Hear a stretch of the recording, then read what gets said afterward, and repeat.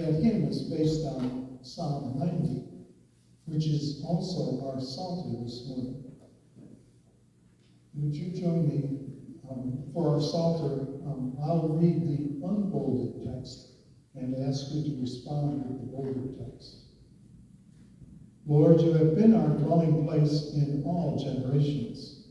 Before the mountains were brought forth, or ever you have formed the earth and the world, from everlasting to everlasting, you are God. You turn us back to dust and say, turn back, O mortal ones. For 1,000 years in your sight are but as yesterday when it is past, or as watched in the night. You sweep them away. They are like a dream, like grass with the Psalter that is renewed in the morning. In the morning it flourishes as the plant is renewed, and in the evening it fades and withers. We will continue at verse 13. Return, O Lord, how long? Have pity on your servants. Satisfy us in the morning with your steadfast love, that we may rejoice and be glad all our days. Make us glad as many days as you have afflicted us, and as many years as we have seen evil. Let your work be manifest to your servants, and your glorious power to their children. Let the favor of the Lord our God be upon us, and establish the work of his hands. Yes, establish the work of his hands. Today's Old Testament reading comes from the book of Exodus, chapter 34, verses 1 through 12. And Moses went up from the plains of Moab to Mount Nebo, to the top of Pisgah, which is opposite Jericho. And the Lord showed him all the land, Gilead as far as Dan, all Naphtali, the land of Ephraim, Manasseh, all the land of Judah, as far as the western sea, the Negev and the plain, that is, the valley of Jericho, the city of palm trees, as far as Zoar. And the Lord said to him, this is the land of which I swore to Abraham, to Isaac, and to Jacob. I will give it to your descendants. I have let you see it with your eyes, but you shall not go over there. So Moses, the servant of the Lord, died there in the land of Moab, according to the word of the Lord. And he buried him in the valley, in the land of Moab, opposite Beth Peor.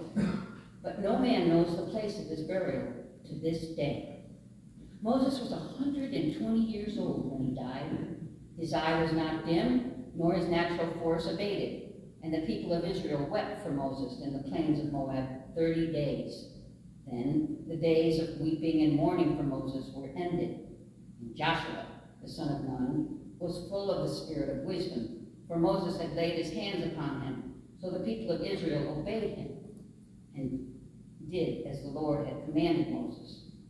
And there has not arisen a prophet since in Israel like Moses, whom the Lord knew face to face. None like him for all the signs and the wonders which the Lord sent him to do in the land of Egypt, to Pharaoh, and to all his servants, and to all his land, and for all the mighty power and all the great and terrible deeds which Moses wrought in the sight of all Israel. Today's gospel lesson comes from the book of Matthew, chapter 22, verses 34 through 46. But when the Pharisees heard that he had silenced the Sadducees, they gathered together, and one of them, a lawyer, asked him a question to test him. Teacher, which commandment in the law is the greatest? He said to him, you shall love the Lord your God with all your heart, and with all your soul, and with all your mind. This is the greatest and first commandment. And the second is like it. You shall love your neighbor as yourself. On these two commandments hang all the law and the prophets. Now, while the Pharisees were gathering together, Jesus asked them a question. What do you think of the Messiah? Whose son is he? They said to him, the son of David. He said to them, how is it then that David, by the Spirit, calls him Lord, saying, the Lord said to my Lord, sit at my right hand until I put your enemies under your feet. If David thus calls him Lord, how can he be his son? And no one was was able to give him an answer. Nor from that day did anyone dare to ask him any more questions. This is the word of God for the people of God. Thanks be to God.